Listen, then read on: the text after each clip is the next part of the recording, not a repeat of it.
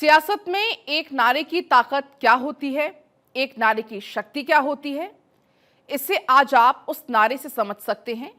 PM Modi से लेकर UP के सीएम योगी आदित्यनाथ तक ने एकता वाले एक नारे के जरिए विपक्ष को बेचैन कर दिया है। आलम यह है कि पूरे विपक्ष की सियासी सेटिंग बिगाड़ के रख दी है। एक नारा विपक्ष की कास्ट केमिस्ट्री पर उसे तोड़ की तरह जिसने सारे समीकरण तोड़ दिए हैं।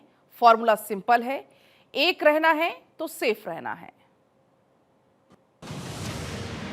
एक है तो सेफ है। जब हम एक रहेंगे नेक रहेंगे।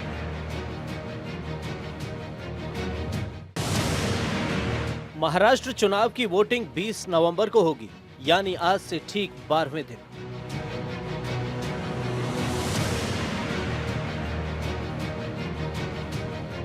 चुनाव को लेकर सभी पार्टियां ताल ठोक रही हैं, मगर इस वक्त देश की सियासत में एक नारे की चर्चा जोरों पर है। यह नारा टॉप ट्रेंडिंग में बना हुआ है। इस एक नारे ने विपक्ष में खलबली मचा दी है। नारा सुनिएगा तो लगेगा कि एकता वाला है,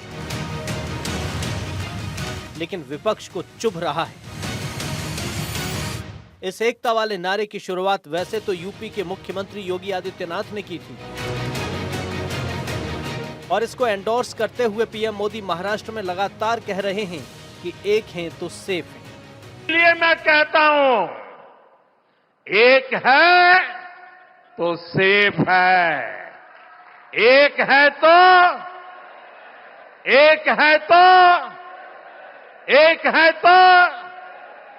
हमें एकजुट रहकर कांग्रेस के खतरनाक खेल को नाकाम करना है। पीएम मोदी के इस स्टेटमेंट का संदेश साफ है।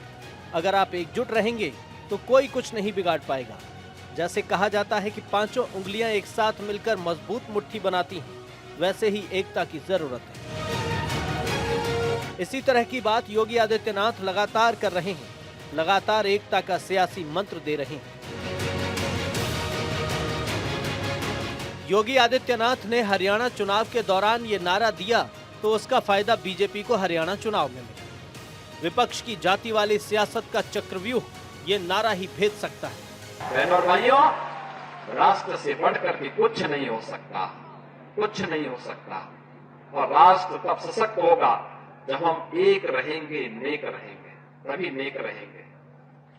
बटेंगे तो कटेंगे, कटेंगे तो कटेंगे,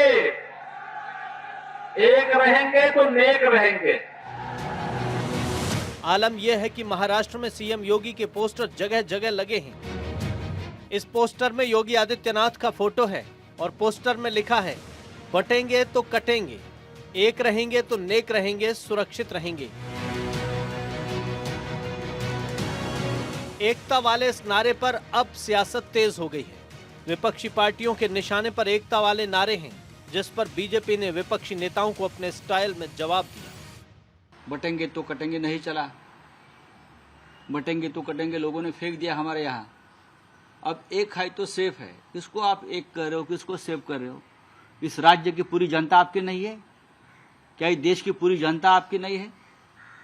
हम सेफ है महाराष्ट्र में, और हमको ज्यादा सेफ होना है, इसलिए हमको बीजेपी को यहाँ से निकालना है। एक है तो सेफ है। इसका मतलब 10 साल से हम सेफ नहीं हैं। अगर कोई बट नहीं रहा है तो फहरिस्त क्यों आ रही है कुछ ऐसे मुद्दों पर जो सिर्फ और सिर्फ एक विशेष धर्म के साथ संबंधित है? अगर प्रधानमंत्री समाज को एकजुट रहने की सलाह देते हैं या निवेदन करते हैं तो उसमें चिंता किस बात की है? अगर समाज को बांटने की बात करते होंगे तो आप चिंता व्यक्त कीजिए ना। मैंने पहली बार देखा है कि जनता को सेफ रखना पाप हो गया है। महाविकास अघाड़ी और दूसरे विपक्षी नेताओं की चिंता यह है कि जिस तरह से बीजेपी को इस नारे की बदौलत चुनावी फतह मिली, वो महाराष्ट्र में चल गया तो एमवीए के लिए सेटबैक हो जाएगा।